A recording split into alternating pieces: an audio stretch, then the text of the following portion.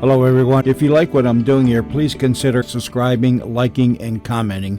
It would really help the channel out quite a bit. Thank you very much.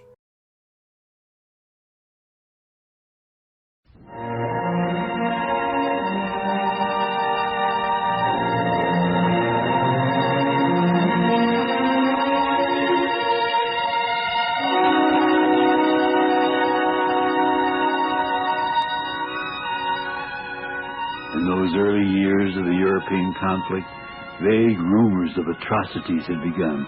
But who could possibly believe in the safety of our homes, that soon there would be ashes of men, women, and children sifting out of the crematoriums? And so I and Norma Shearer, the premier actress of the time at MGM Studios, the two of us did not hate.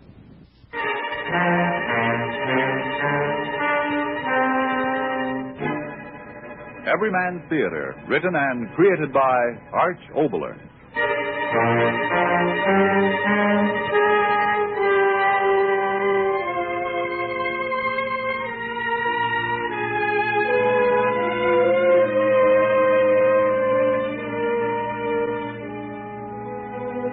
Oxidol presents Miss Norma Shearer in a thrilling love story, The Women Stayed at Home, with a special symphonic accompaniment of Wagner's deathless love music, Tristan and Isolde. And here is our writer-creator, Arch Oboler, who will introduce tonight's play. The scene, a windswept coast. It is night, for once the sea is calm. It waits ominously upon the edge of shore where sits a woman and an old man. For a long time they've sat quietly, but now the woman speaks to the old man, and her words lift out to the sea on the rush of the wind. Lonely?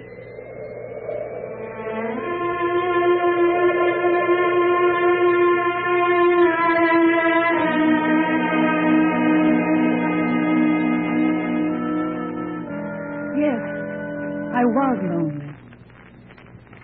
And I did what I did because I was lonely. I can tell you. This is a quiet place. My father built here because he and Mother had each other. And they wanted the lonesomeness. The village over there and we away from all the rest. My father wanted it that way. When I was very young, it was all right. I could run with the other children. It was all right. But when I grew older, it was lonely. The sea, the wind, the gulls flying. Is that enough for a girl? Yes. I was very lonely. Father died at sea. A storm. His boat. Then Mother. For the first time, I really was alone. People who have nothing remember the little things they've had, don't they? I remember things so clearly. The way the clouds were one day when the sun went down. A boat that stood out on the horizon and then in a second went under. The way so many of... No. Why talk of that? I'll tell you of John. He came to the village a month after Mother died. He had a pack on his back and a smile that lifted the heart. I met him right where we sit. Hello, girl. Oh. Oh, I'm sorry if I startled you. I didn't know that... Yes, I know. My mother used to say it of me, too. I had to walk like a cat on tiptoe. It's a pleasant day. Yes, isn't it? Where are you from? That house. Oh. It's a strange, lonely place to build a house, isn't it? Yes. May I tell you my name? It's John Clark. How do you do? Would you tell me yours? Celia Harris. Celia. There's a name. Yes, from a boat. What? Oh, I beg your pardon. It's your name, isn't it? I've no right to use it. You said a boat? Yes, my boat. I'm going to make a living at fishing. That's why I came here. And I've got a new boat. Well, not exactly new, and I've been beating out the inside of my head trying to think of a lucky name for it. Celia. Ah, it's a lovely name. Do you mind if I tell you that? Do you mind?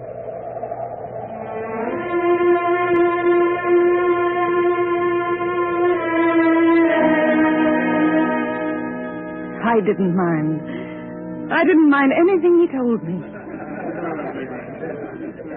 The village was so happy the day we married. It's good to remember. Seal, Yes, darling. now's the chance. What? To get away from them. Oh, but John. Now, quiet. Now, slip easy as a ghost around the corner. Now, come on, run.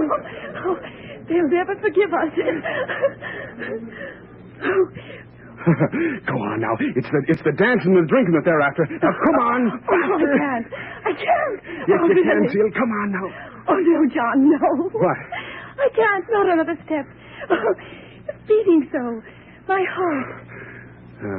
My heart. John, Oh, I want you. I'm yours. Always mine. Always mine.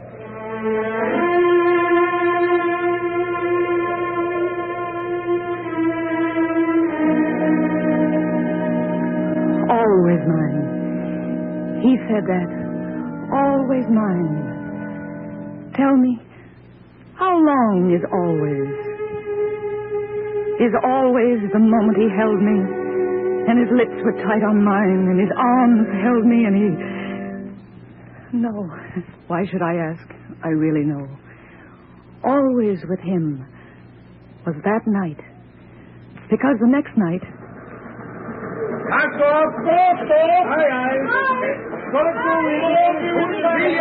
Goodbye, darling. I'll be thinking about you. I'll bring a good catch home for you. I'll see you in a fortnight, darling. Just in a fortnight.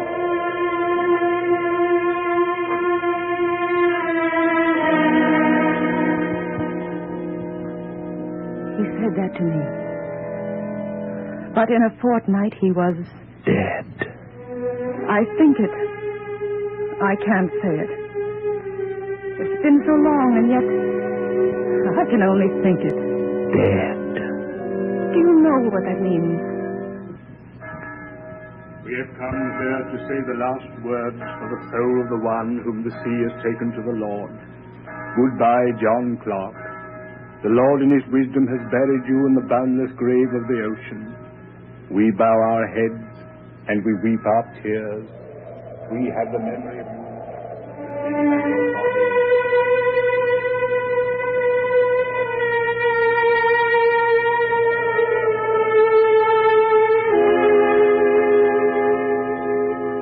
Do you know what that meant? I was alone again. Yes, alone again. The Widow Clark. The Widow Clark.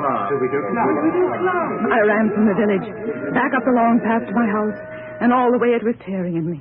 I was alone again. Alone again. But a new loneliness, a horrible loneliness. When you've had nothing, all right, you know nothing. But I've known something now. His look, his laugh, his lips, his arms, the crush of his arms.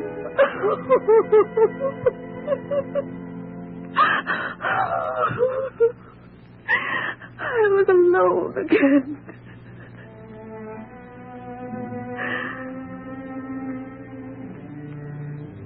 A day and a night. A day and a night. One after the other. An empty day after an empty night. That's what was ahead of me. And that's what I had. An empty day and an empty night. An empty day and an empty night. Over and over and over. And there was no end. There could be no end until there was an end of me. No end to it. Until there was an end of me. And then... I heard it from far down the village. I couldn't quite understand. One of the men waving his arms at me and shouting. War? War? But everybody had said... But wait. If war had come, there'd be something for me to do. Yes. Fill the emptiness in me with something to do. Yes. I'm sorry, Widow Clark, but there's nothing for you to do. Everything's being taken care of in the proper manner.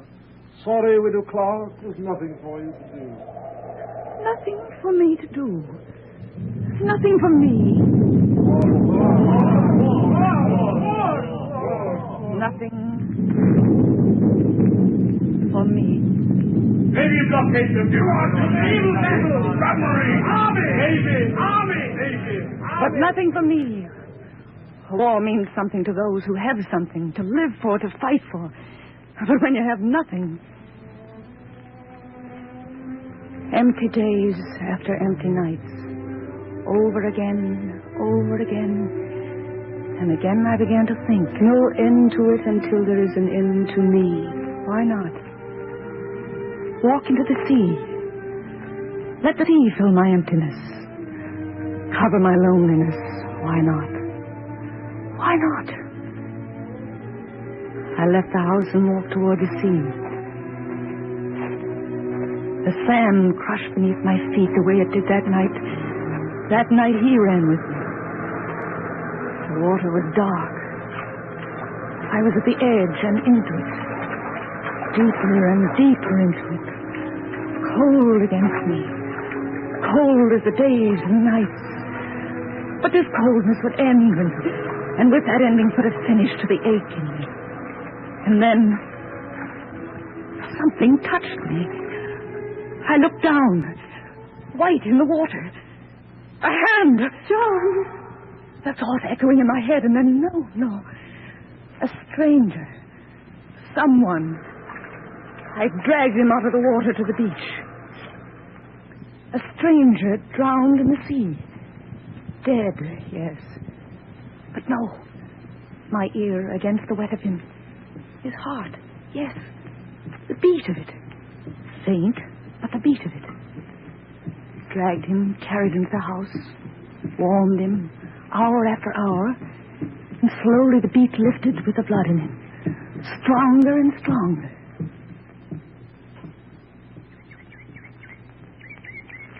Morning. He opened his eyes. In the first light of the sun, I saw they were blue. As blue as John's had been. Mother. His first words, what? Mother. Who? I ran to where I'd thrown the clothes, the buttons, the words on them. He was the enemy. The enemy. I knew what I had to do. Go down to the village. Say, listen, everybody! A man from an enemy boat. Caught him! Come and get him! An enemy. Come and get him. I went back to where he lay. He was sleeping now. Sleeping. I looked at him. Something twisted in my heart. He slept the way John slept that night. Head in the crook of his arm. Sandy hair curling down on a forehead, smooth and brown. He slept that night. Listen, everybody! An enemy! Yes, I must tell them. I must. He slept. Woke for a few hours, then slept again. Let him sleep, I told myself. There'll be time to tell them tomorrow. But I didn't tell them tomorrow. He was sick. I had to make him well. Then I would tell them. How many days went? I don't remember. All I remember is moments. But. What did you say? But. No. That's a bird. Bird. Bird. That's very good. Pretty bird. Pretty bird. Pretty bird.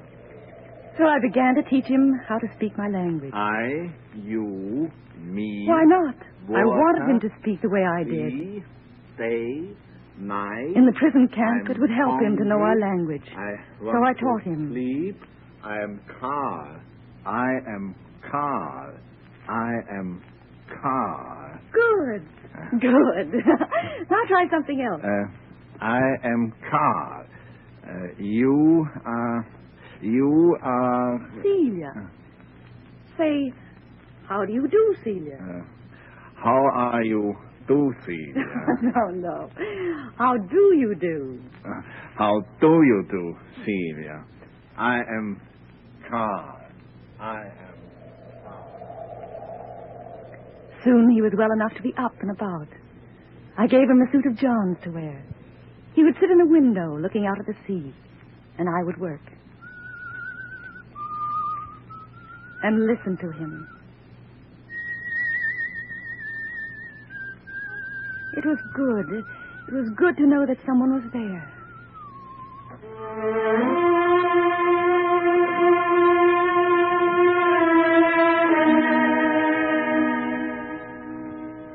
Suddenly, I realized something.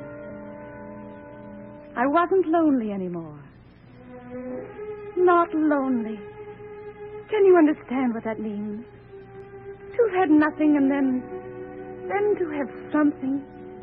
Someone to talk to listen to laugh with, to... Naval battles, submarines, army, navy, army, navy, army, navy. But I had to tell them I had to. Had to? And then I began to ask myself why. What had I to do with war? What had I to do with enemies? Sorry, Widow Clark, there's nothing for you to do. Everything's been taken care of in the proper manner. Sorry, Widow Clark, there's nothing for you to do. Celia, you are very good to me. He was no enemy to me. Just Carl. And his eyes were blue. And his face was gentle. And when he smiled, his lips... No. How could I tell him? And then... it happened. Celia, who is there? I don't know. No one ever comes up here. You must answer. Hide! No, trouble. The police, they'll take Hide, you. I tell you quickly. Well, I'd begun to wonder if you were home. Oh, Mr. Stanford, what do you want? Want? Now, there's a question. Climb all the way down that infernal path and you look at me as if I brought you bad news. Well, I don't, and that's a fact. Well? I'll tell you plain enough. A chance to do your duty. Yes, and I'm the one who's fixed it for you. What? What? Have you no other word but what? Your duty in this war, of course. The district teacher's off to join his regiment. You come down to the district schoolhouse 3 times a week and teach the children. A chance to do your duty, Widow Clark, for God and country. For God and country? Teach the children. Come down to the schoolhouse. Leave him. I will be all right, Celia. Go. I will be all right. So I went down to the village again and heard of many things down in the village. They're drowning our men. They're swamping the lifeboat. They're swamping the lifeboat. They. Oh, yes, the enemy. Drowning and bombing and killing. They. The enemy, all day long, all I heard, the enemy. I climbed the path, back to the house at sundown. He was waiting. Celia, I'm very happy to see you. I said nothing. What could I say? We ate. It grew dark. He didn't speak again, just looked at me.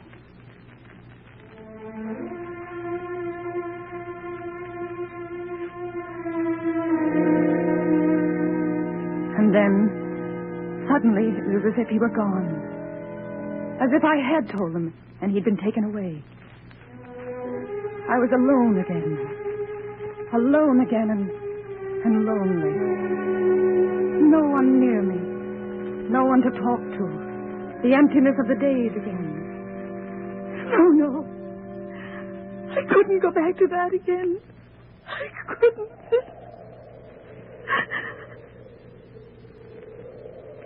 The next day, down to the village again. I wouldn't listen this time, I told myself. But in the schoolhouse, my brother and me on the boat they torpedoed yesterday. They killed my only brother, man. They again. They're drowning our men. They're killing our sons. They're killing our fathers. Throw your men. No. I ran. Away from them. They. No more days. He was only one. Only one. And he was in my house. And he was in my heart. All right, I said it. In my heart.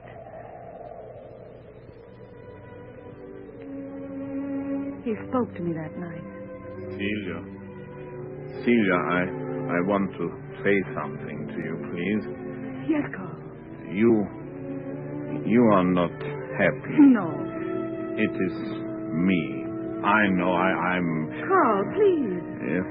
If I could speak well enough to tell you... What? That all these days I've been with you, I've been thinking, and I have been learning that what you and your people think is right. And because it is right, it will live. I know that now. And so the hate is not ours, not yours, not mine. Oh, Carl. Celia. Not yours, not mine. I love you, Carl. I love you, Carl. So I said it. And his arms came close around me. And there was no earth or sky or death.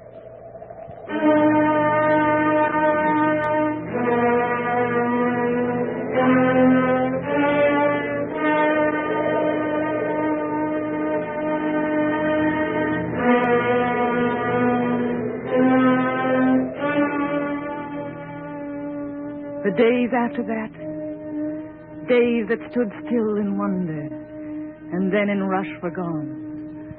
Warm days, lazy days, wonderful days. Days when the sky reached down and lifted us up to the clouds and we... Oh, Carl. Carl. And then a new day. A morning.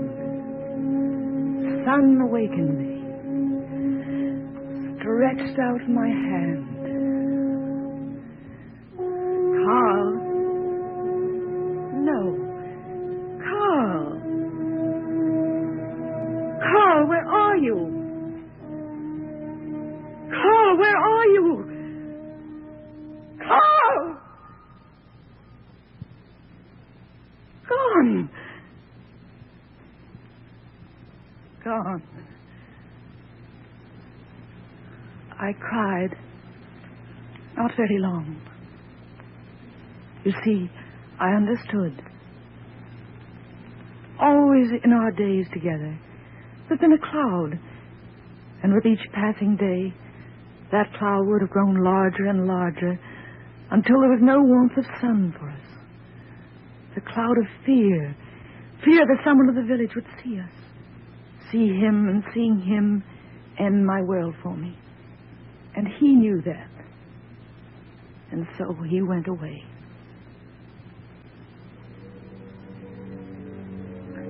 Where? I don't know. I like to think he took a boat during the night and sailed out to sea in it, back to where he came from. Back to his small village by the cliff. I like to think that. I know someday the fighting will be over. It must end. He said it. And so the hate is not ours, not yours, not mine. It will end. He'll come back to me. And I'll never be lonely anymore.